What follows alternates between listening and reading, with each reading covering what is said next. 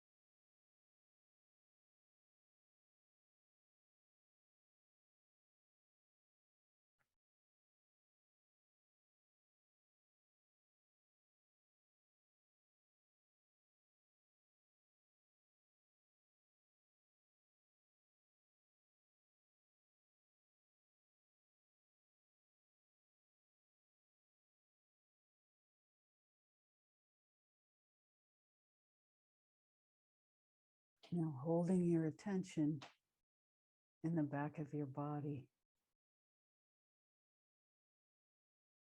gently open your eyes just a slit. As all your attention is still inside, hold it there. Allow some light to come in.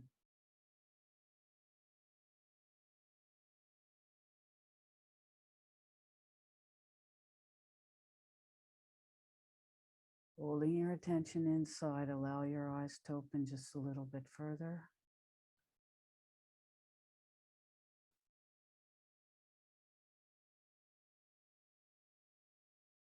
And as you're ready, a little bit further, holding your attention inside.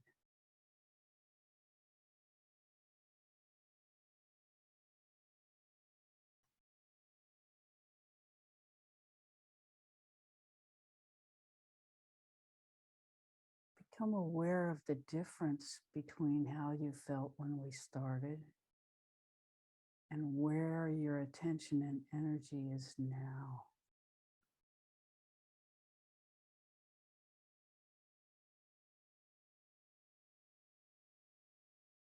It is a goal to begin to live with our attention on the inside, even as we are aware of what's happening on the outside. This gives us a witness perspective to our experience. We're just a little bit one step removed so that we have a little space in ourselves before we react. And if we're really lucky, that space is stillness.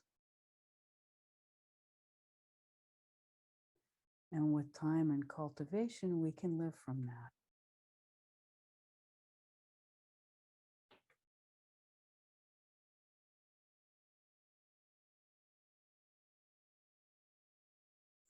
And this gives us a whole different lifestyle than 99.9% of the world. But really about 35% is interested in this lifestyle. But it's important that we find practices that work to actually give us access to something different, not just different words, but really different experience.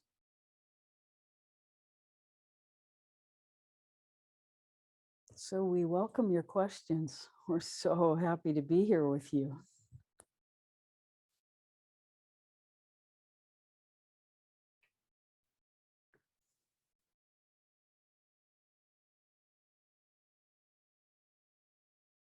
Hello, Carol. Love to hear from you. Go ahead and unmute yourself.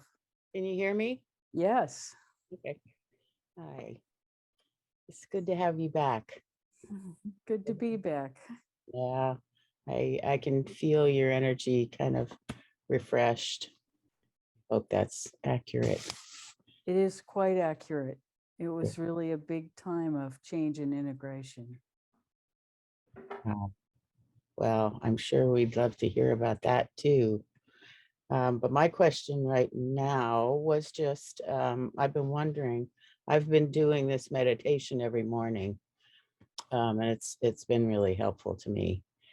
And I wonder if you would talk a little bit on the third eye and what and how that works.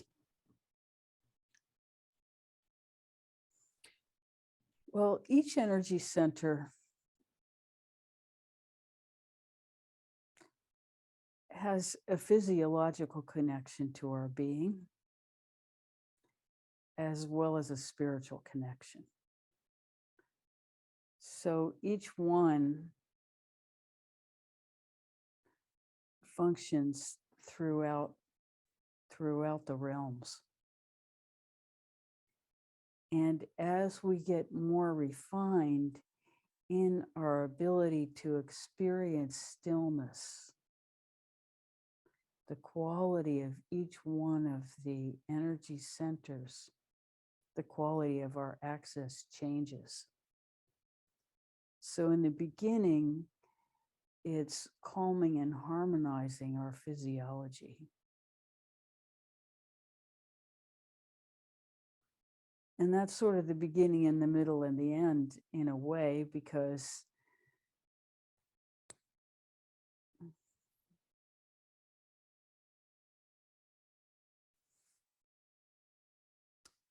as we approach our point of dissolution, which is what we'll call death,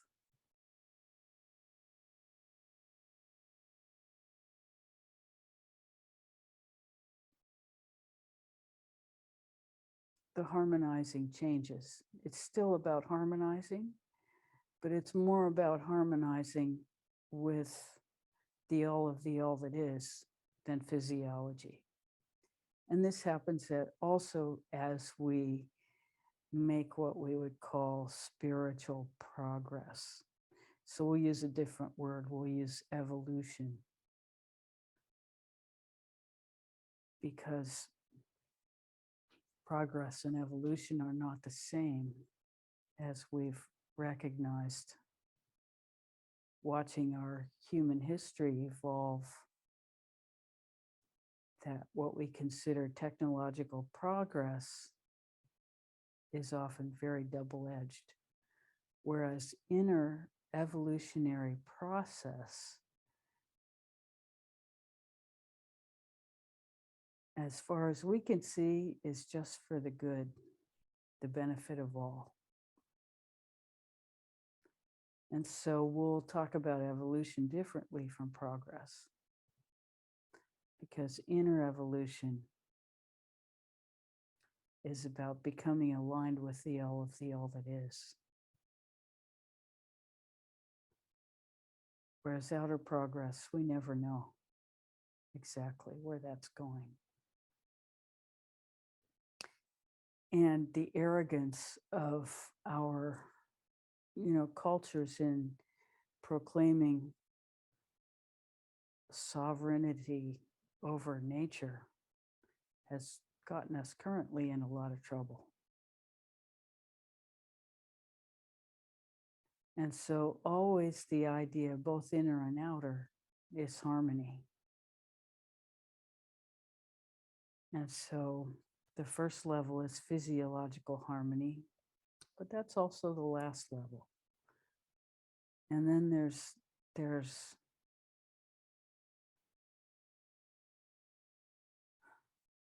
depending on how you view it, there is, there are different layers of the veils. There's the physical, there's the emotional, there's the mental, and the spiritual. So each one of these has a slightly different frequency of vibration. That's how we'll talk about it. And so as we begin to bring these frequencies into resonant harmonies, then we have less discord. It's like a chord that gets tuned in music, and the frequencies resonate in harmony rather than in conflict. And when our mind and emotions are saying different things to us, then that's discord. And that happens a lot because our matrix of belief imposes disharmony on our natural beingness and sense of, when we're born, we're merged with the all that is, at least part of us.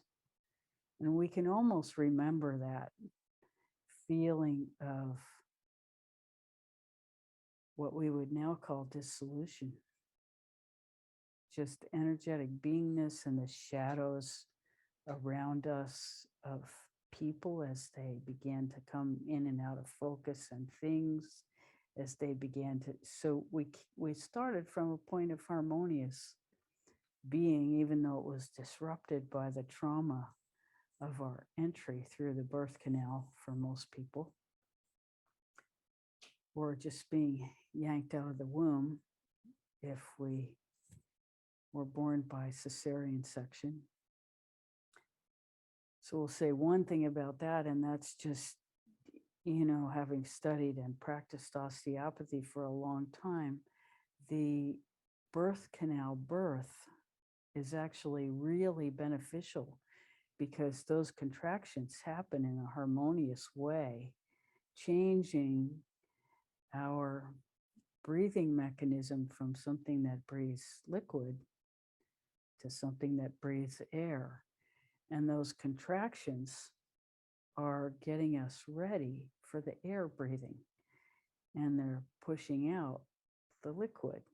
And so that by the time we're actually born, those contractions have rhythmically informed our body how to become air breathers. And so it naturally happens. But still, it's kind of a traumatic process because our whole being gets squeezed and then released. And squeezed and then released. And we have this natural contraction and expansion that our access point into that is our breath. And so there's a whole study called pranayama, which is where we work on breath control so that we begin to experience calming ourselves using the breath.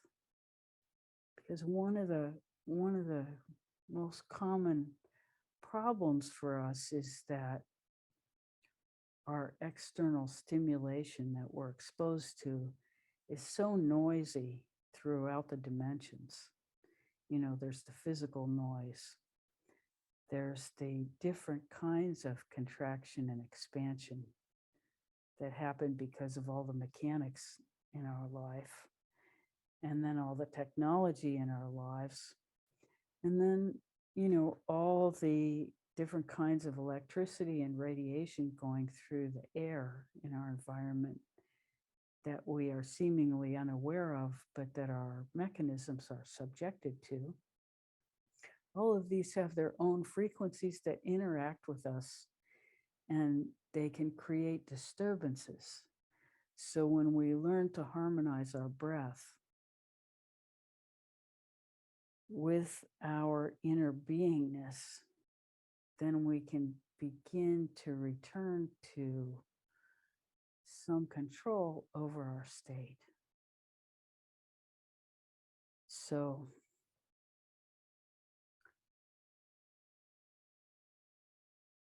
that's sort of the background for looking at any of these energy centers. And these energy centers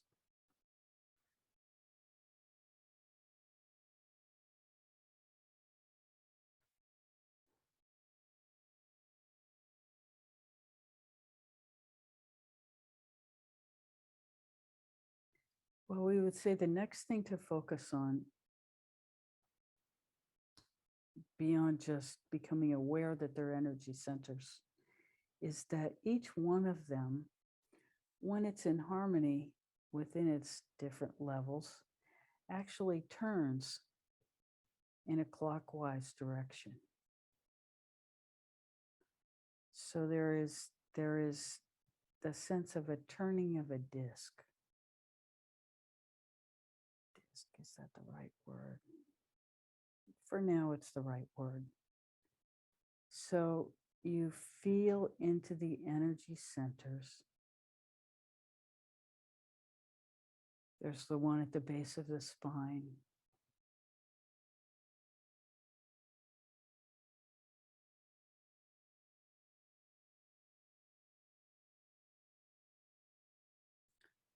One that for men is at the base of their sex organs.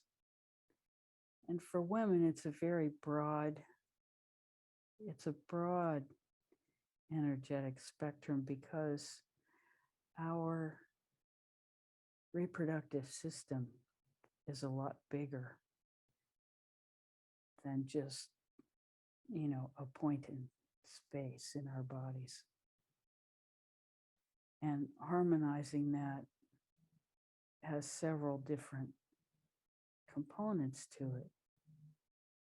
But first acknowledging that it's a big it's a big area.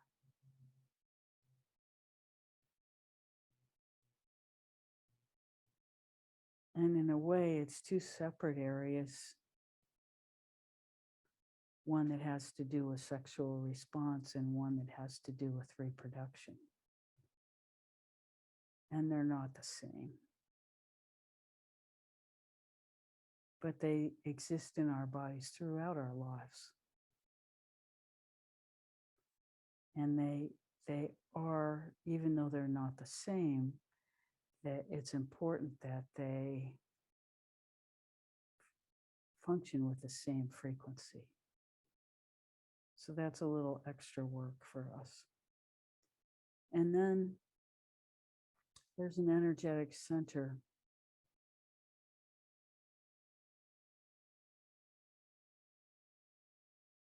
at the belly button and below.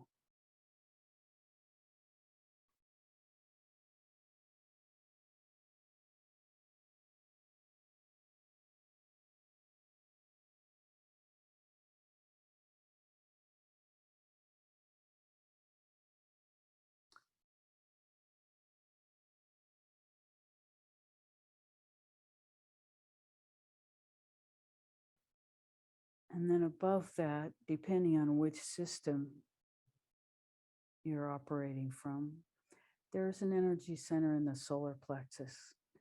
And we don't like to leave this one out because fear is such a primary and primitive experience for all of us. And our fear location tends to be the solar plexus. And so one of the practices that we can really work to bring ourselves into harmony is focusing on the energy center at the solar plexus, especially when we're experiencing any fear.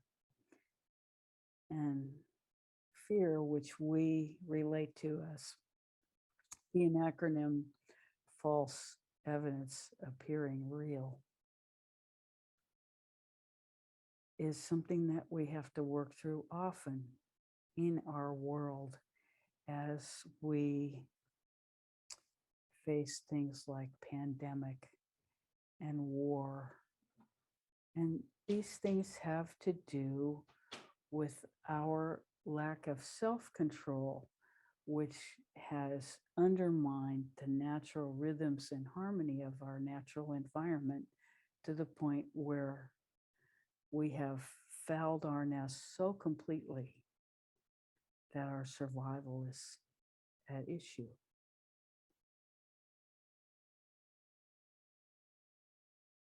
So one of the things that practicing internally does is we realize that our beingness is actually relevant beyond physical survival.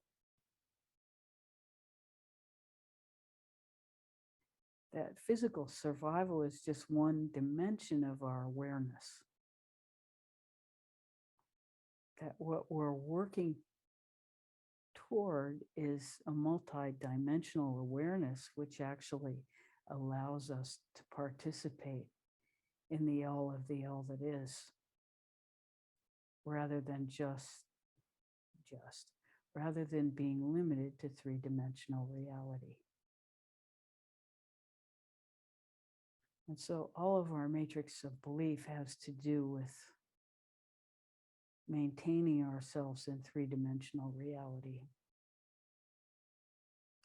And all of our spiritual work has to do with expanding our base of information so that we understand that we are not limited to three-dimensional reality, and actually our real sources of power come from our access to multi-dimensional reality, which is what these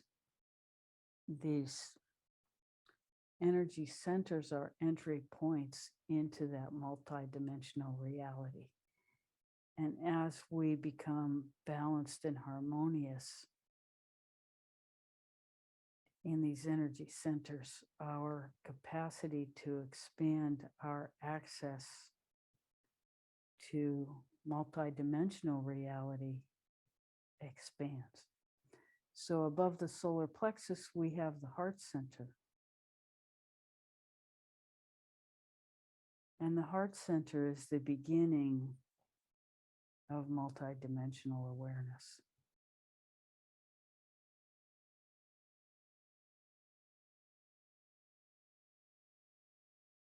Because it's where we come into the capacity to love.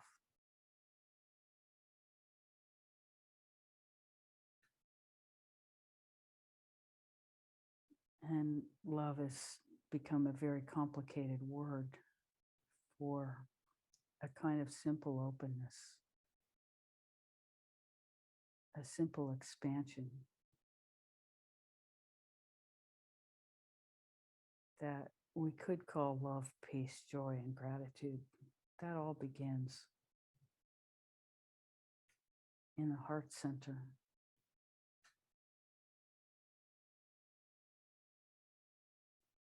And then the throat center, which begins to connect our heart and our mind.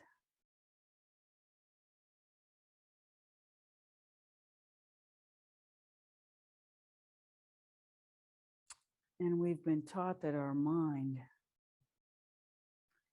is the source of our creativity.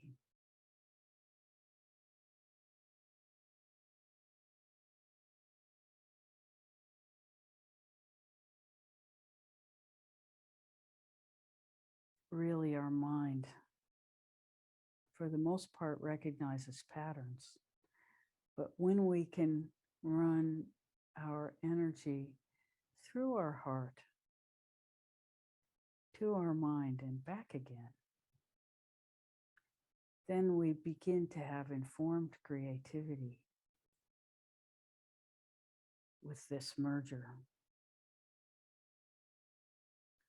And this is where inspiration comes from. So it's really a heart-centered function, inspiration.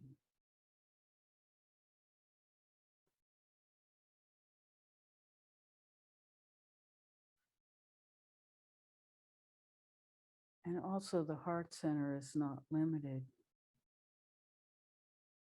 by three-dimensional reality because it's not based in words. It's based in feeling. And the throat,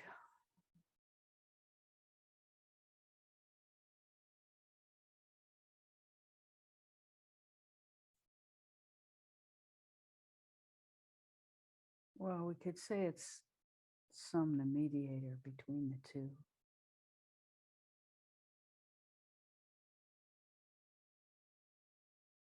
We cannot speak without the throat. And many of us are blocked in our throat because we've been forced to speak something other than our truth. Our truth. It's not exactly our truth. It's the truth of our beingness.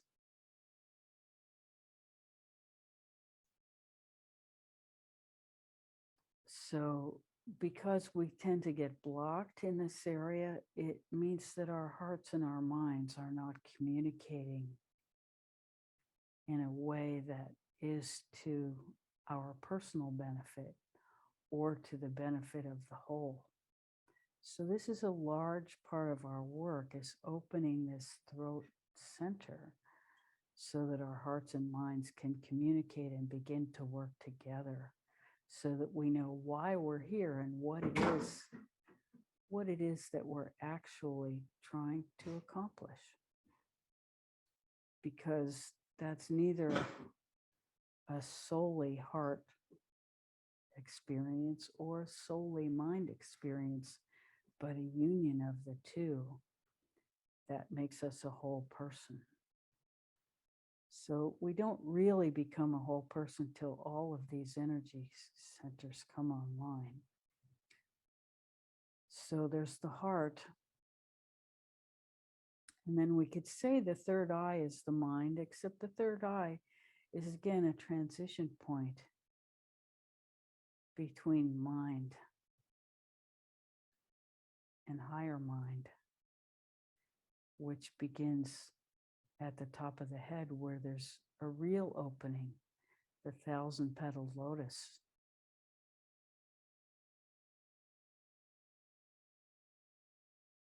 Gives us access to higher mind. That's what the 1,000 petals are. And then beyond that is moksha, union with the all that is.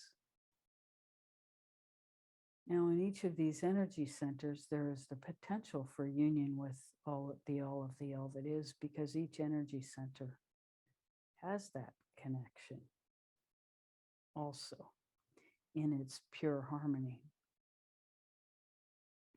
But this in general is a diagram of the energetic system.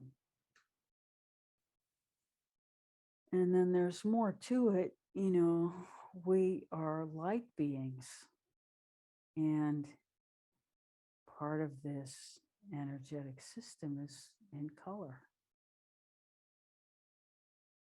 and also in sound, because vibration is sound too. So the Om sound becomes available at the third eye and above.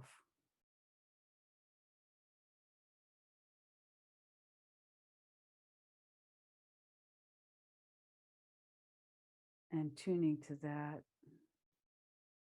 gives us access to certain levels of consciousness. And then as we experience ourselves as colored lights, that's a whole different realm of awareness. And so all of this becomes available with deeper and deeper cultivation. And as that cultivation begins to inform our awareness, then we begin to understand the truth of our being, that we are not just bodies being buffeted by forces that we have no awareness or control of.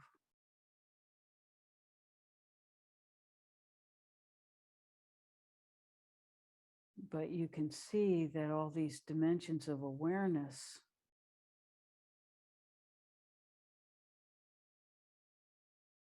are hidden from most of humanity. And so, because we're taught that the only reality worth knowing anything about is outside of us, we can see almost immediately that that's pretty misguided in terms of our potential as human beings to really be in harmony with not just this solar system or this galaxy or this dimension, but there's a multi-dimensional awareness that's possible. And it's possible for every human being. And it's actually our birthright.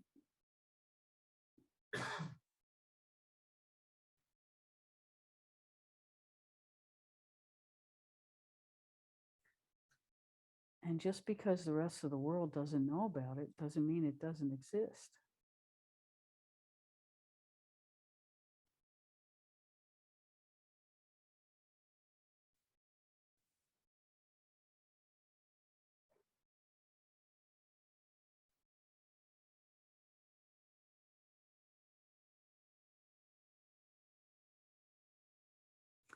Thank you for that question. We hope we answered it. Of course. Thank you.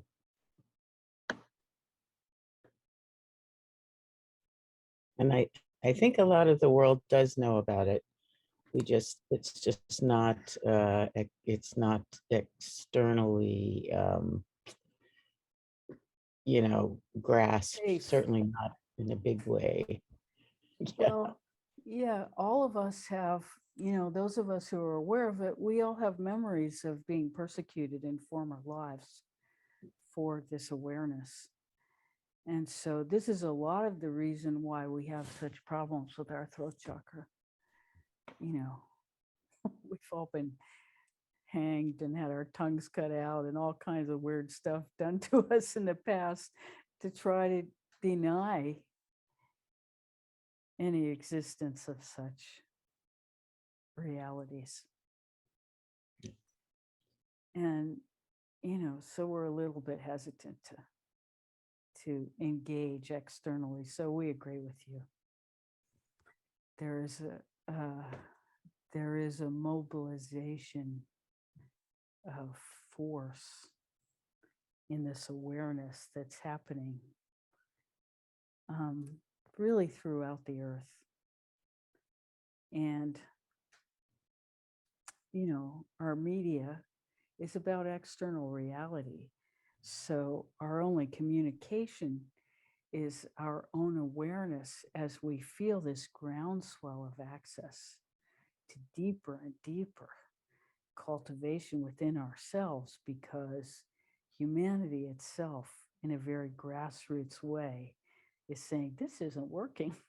And so people are going deeper and deeper in themselves and, beginning to emerge with this awareness of the all that is, and the cultivation of harmony. And it spreads like wildfire because we know the truth by how it feels. And when we feel deeply into our connection to each other and the all that is, and the beauty of that, it's undeniable. And it kind of creates a vacuum in us that we're thirsty to quench. And so we're drawn inside, and our awareness expands. And we're drawn inside, and our awareness expands. And it's just, yeah, exactly what you're experiencing right now. And this is fulfillment. This is lasting fulfillment. This doesn't just come and go. In the beginning it comes and goes till we're really sure that it's there. But it's not like it goes anywhere. It's that we take our attention somewhere else. And then when we focus it back, it all comes back.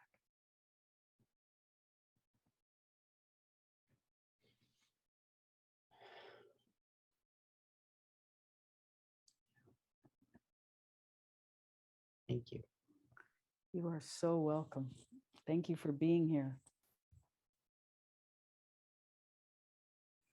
Because it's in community that we can really, really cultivate this and cultivate a sense of safety and security in it. And actually get this fear system to begin to let go of its grip. It's intense grip that we must not fail or something like that. That just holds us and holds us and holds us until we finally say, enough already. And we let it go. And having let it go once, we know that we can let it go twice. Having done it twice, then there's no longer an issue. The issue is just the willingness to do it. So when we understand that fear is really false evidence appearing real unless our life is threatened in this moment, There's no reason to hold to the fear for any of us. And then releasing that gives us access. And then releasing the throat, that's the next sticky wicket.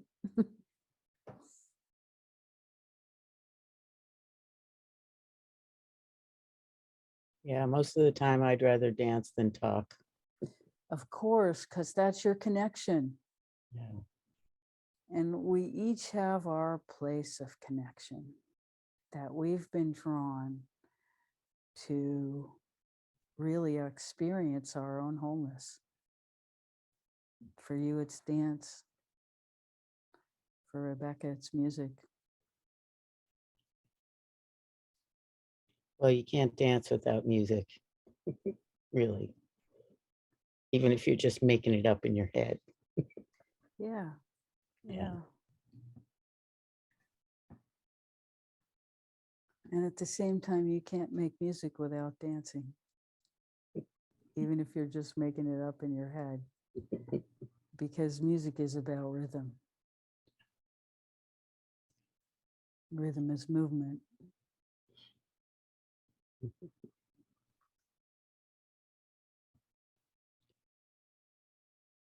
So it's all related. And we each have our blueprint.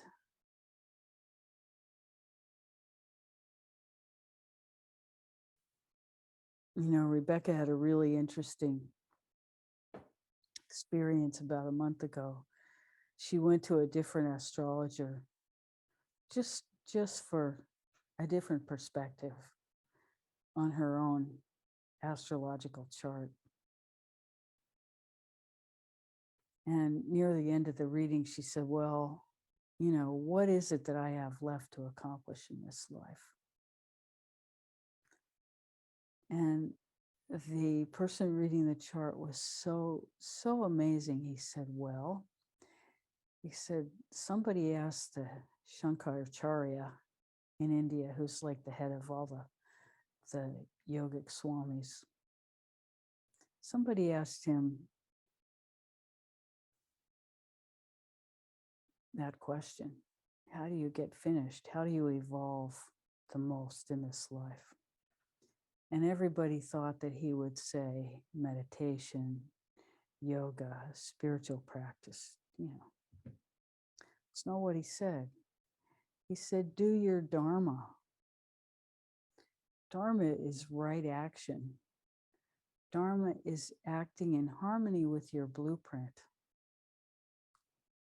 And so then he went through her chart and said, well, what about this area? Are you doing this and this and this?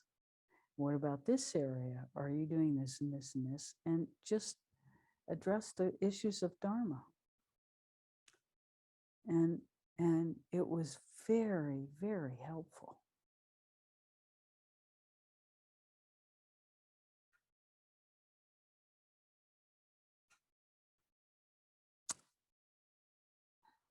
So I'm not exactly meaning to plug astrology or any particular astrologer. It's just that there is a blueprint that we have.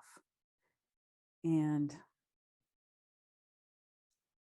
the deeper access we can get to it, it can show us where to focus our attention.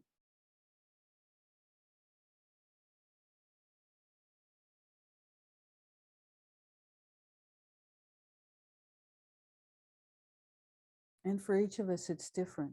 We all have challenges and benefits built into the system. And it helps very much to know that there are real benefits and where they are and how to cultivate them, and that there are real challenges that they're not our fault. You know, we agreed to it before we came. And so it's not that there's something wrong with us, it's that we are being challenged in certain arenas, and it's up to us to understand those challenges Like Rebecca has talked numerous times about uh, traffic in response to stimulus and driving. And well, that's in her chart. It's actually a conjunction that this astrologer called a traffic jam conjunction. So it's not like she wasn't aware of it, but it was so helpful to have somebody say, oh, this is the traffic jam conjunction. You ever notice that there's a guy out there who's just driving, listening to music and doesn't care if somebody cuts him off or, it's all the same stimulus, but not the same reaction? You would do well to emulate that. So not only seeing the challenge, but, the simple solution. And the simple solution is always the same. If we back up our energetic awareness to a place of witness in the back of our head, in the back of our heart, then that harmony, that quiet becomes available no matter what the stimulus. So cultivating this has a very real,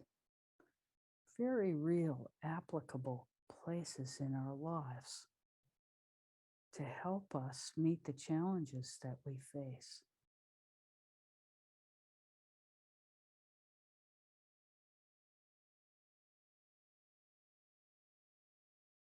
And, sometimes those challenges are really something.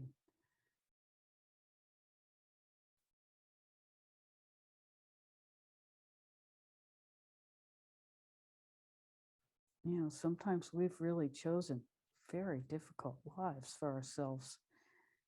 And it takes a lot of understanding to be able to allow ourselves to have a view that we're not failures because we have certain challenges.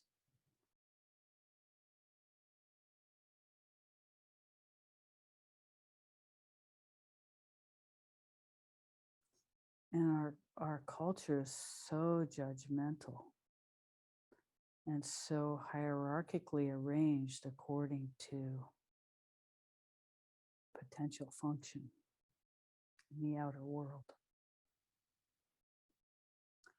that it's easy for us to discount our very beingness just because we don't fit into that hierarchy. And then not allow ourselves to participate in our inner life, which is the reality, because we feel so bad about our inability to participate in the outer world. So this is a common experience for people who are drawn to spirituality and not so inclined to make a mark in the outer world, to judge themselves as failures for that lack of inclination.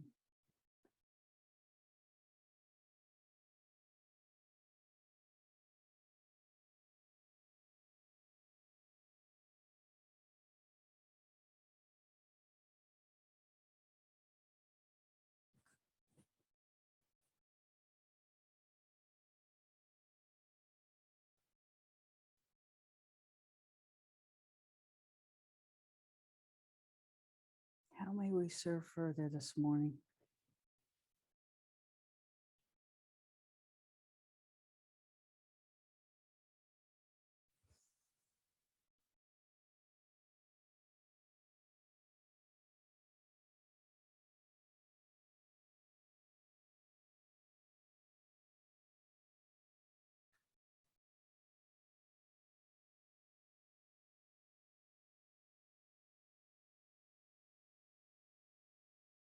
Well, it's rainy.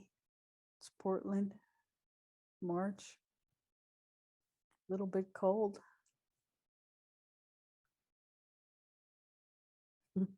Yes, Nancy, please. Can't hear you yet. Okay, how about that? There, yes. Okay. Well, can you make a comment on what's going on in the world right now, as You far as mean Ukraine Ukraine? and yeah, Ukraine and Russia? yeah.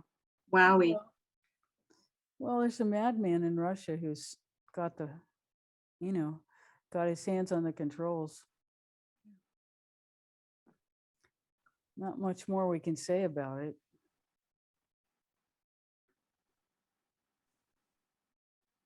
I And imagine there's gonna be a lot of learning and growth from this, I hope. well, we hope, although it's,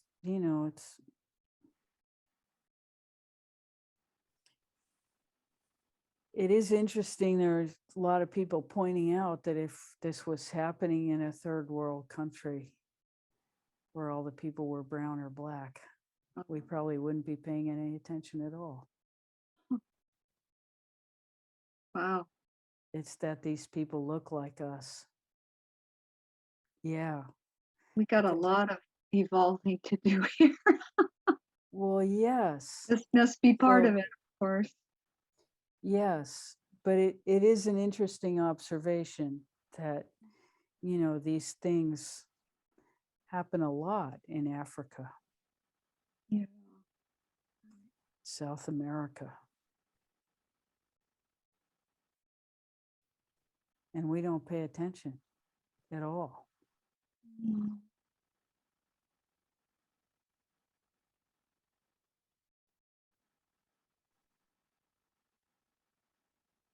And, whatever side you're on, Israel's another one, the Middle East, Saudi Arabia.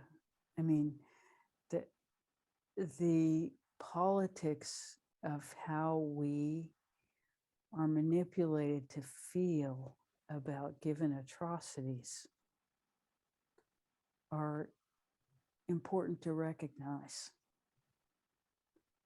because media and which media we choose to align ourselves with influences our Mhm. opinions.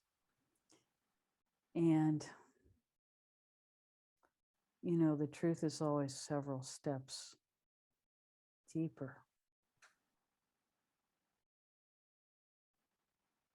And so it's important to view everything from a witness perspective and have room to accommodate alternative views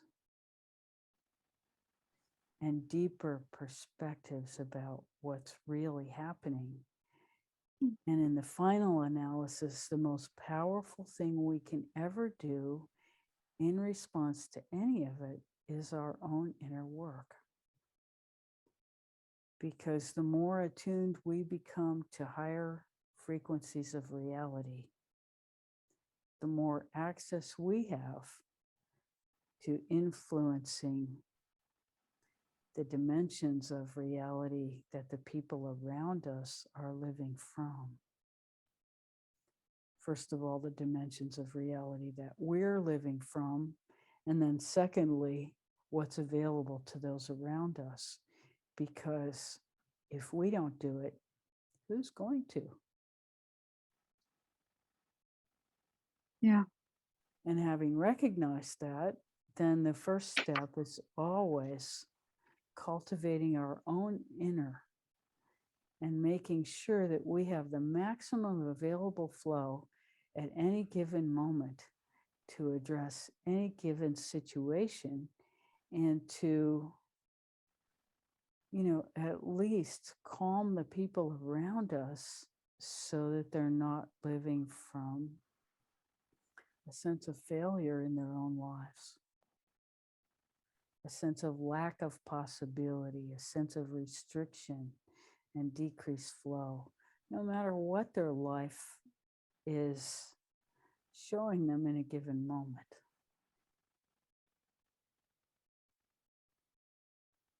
Because most of what we're experiencing is false evidence appearing real. has to do with past issues that we haven't resolved within ourselves, which distort our view of whatever's happening around us.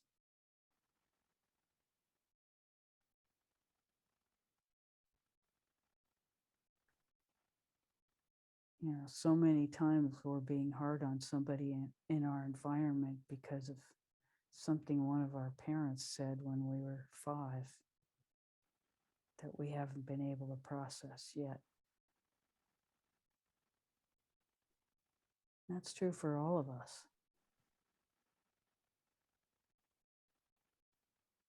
So the more we can take responsibility and reorganize ourselves on a moment-to-moment basis,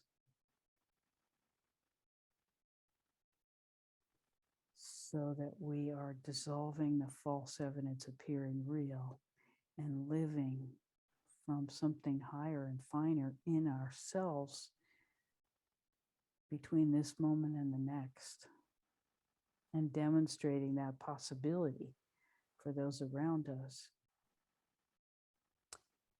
and being grateful for those around us who also demonstrate that possibility and help us stay in that alignment and remind us more and more to do it. And then, this is why we talk about community, so that we can actually come together.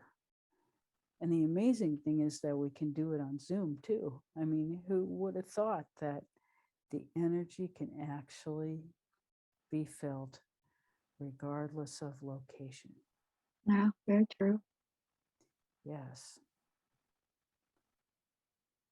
So we didn't exactly answer your question. No, I'm thrilled you brought it back in again rather than being out there. Yeah. Thank you. Thank you. And the same thing could happen here in a minute. Yeah. We even though our entire life experience, everybody on this call, our entire life experience has not been threatened in that particular way.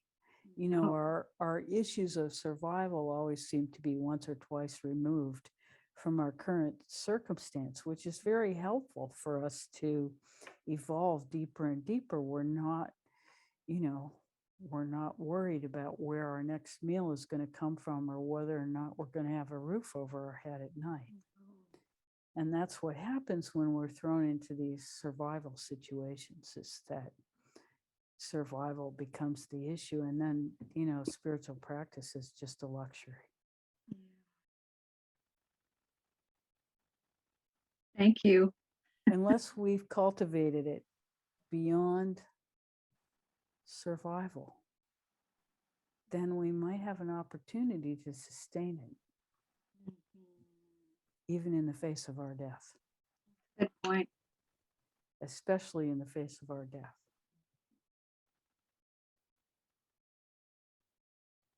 And we'll say that when faced with death, what we would really like to have happen is to release ourselves through the top of our head as we exit.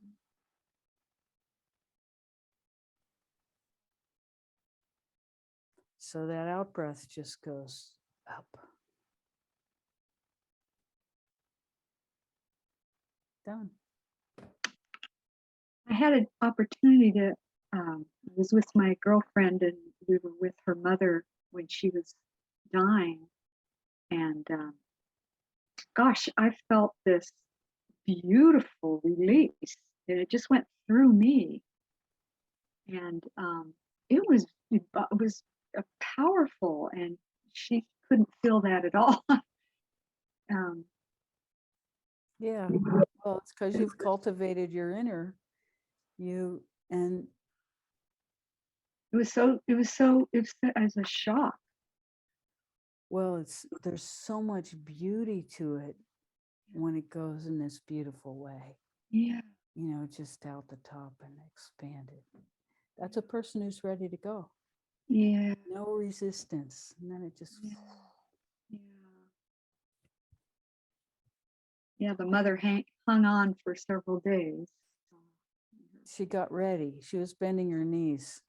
Yes, she really was. You have to bend your knees before you can jump.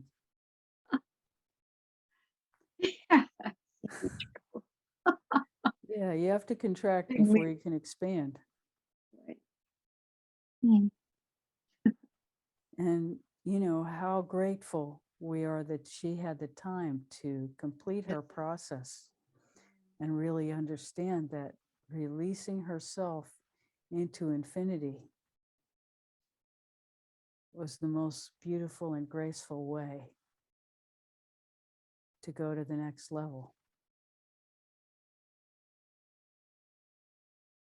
And how wonderful for us to be able to participate in that experience right, really. in preparation for our own death. Yeah. And Yeah, so, my go ahead. my mother-in-law really, we were with her for a few days and she fought it all the way. Um, but yeah, it's Yeah, people do. I mean, you know, everybody has a choice, but you know, when you miss the choice, enough of the choice points along the way, yeah, then yeah, you know, this is true. Yeah, and that's a very painful experience for everybody who participates. yeah, And you know, often it's lack of opportunity, mhm, but most of the time it's fear. You know, people are afraid mm, of making that first different choice that allows them access to an inner life.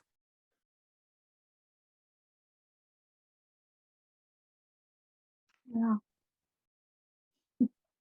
Yeah. Thank you. Oh, you're so welcome. And you know, it's so important for us to prepare for death in this way because you know, it's the most powerful experience we'll ever have in this life is leaving it. Yeah, I can imagine that. Yeah. And we all know what we'd like to have happen. So we work on it every day. Thanks. You're so welcome. So here we are. Time for meditation again. It's so nice to be with you. This has been really beautiful today. Hmm. So we're just going to broadcast for the next 10 minutes and we invite you to do whatever practice feels right for you.